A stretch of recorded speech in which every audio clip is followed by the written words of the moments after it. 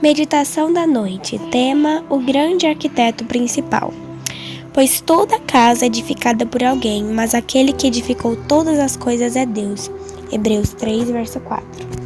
O templo israelita foi construído de pedras lavradas e extraídas das montanhas. Cada pedra era preparada para seu respectivo lugar no templo, lavrada, polida e provada antes de ser transportada para Jerusalém. Quando todas essas estavam no terreno, a edificação foi erguida sem que se ouvisse ruído de um único machado ou martelo. Essa construção representa o templo espiritual de Deus, composto de material trazido de todas as nações, línguas, povos e classes sociais, elevados e humildes, ricos e pobres, sábios e letrados.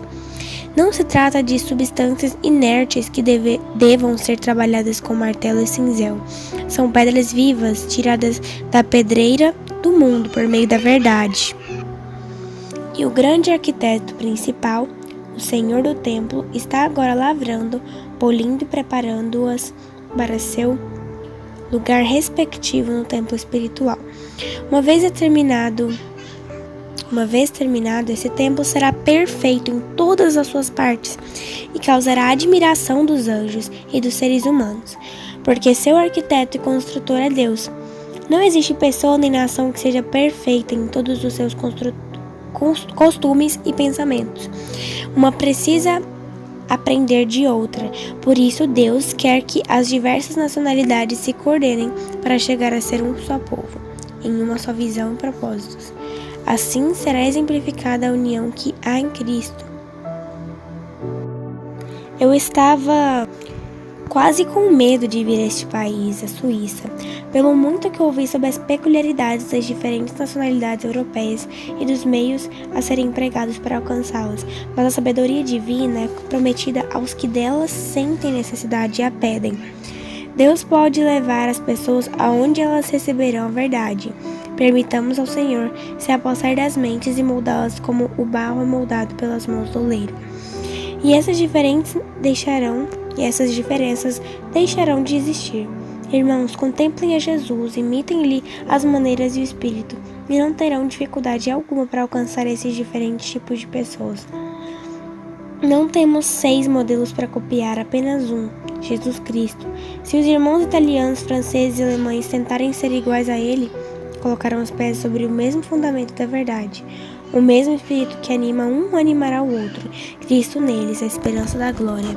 Eu os exorto, irmãos e irmãs, a não erguerem um muro de separação entre as diferentes nacionalidades.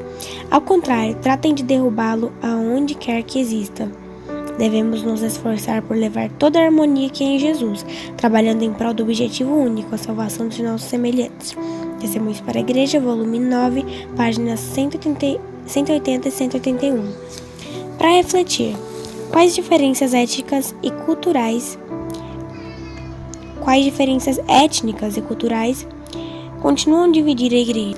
Muitas vezes nós, como cristãos, nós temos a mania de sempre colocar as pessoas como não merecedoras da graça de Jesus. Eu digo em sentido de, por exemplo, uma pessoa está vestindo uma roupa inapropriada, está dizendo palavras inapropriadas que ofendem, né, umas às outras.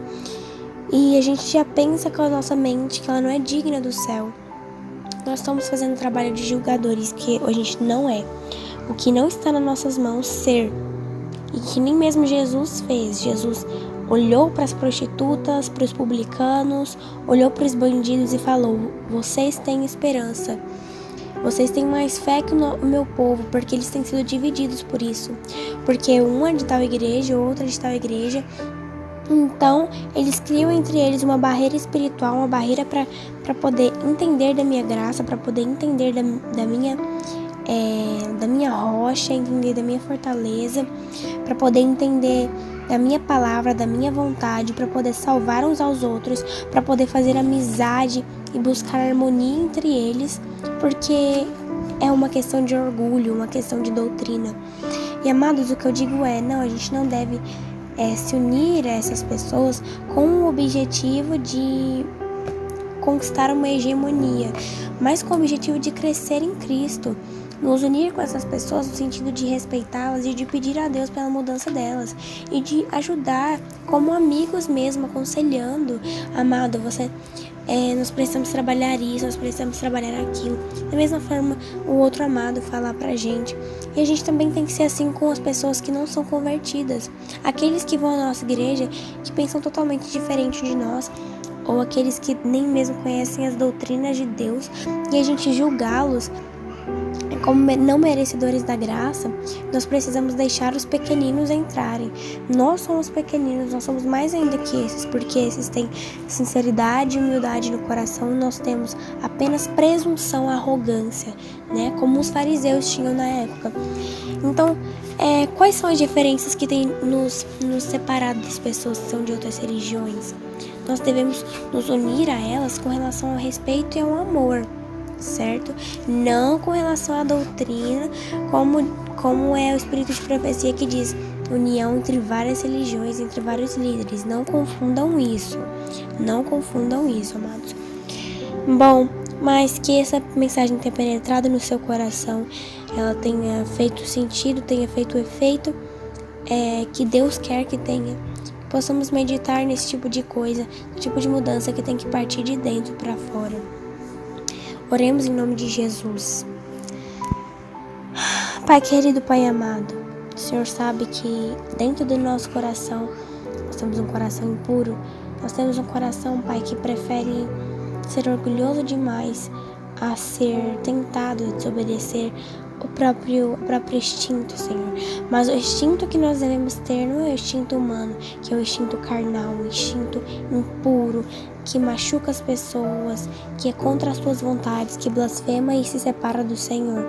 Mas um caráter, Pai, um novo instinto, um instinto de Cristo, o instinto que Cristo teve de fazer o bem, de amar as pessoas, Senhor. Como nós precisamos disso, como nós precisamos respeitar os outros, como nós precisamos enxergar que somos eficientes, como precisamos enxergar, Pai, que os outros necessitam de nós, que nós precisamos, Pai, independente de onde eles sejam, religião que for, que o Senhor está de braços abertos para poder reconquistá-los para o Teu santo nome, que o Senhor, Pai, está de braços abertos para que em qualquer oportunidade eles se arrependam dos pecados e eles se voltem para o Senhor em arrependimento.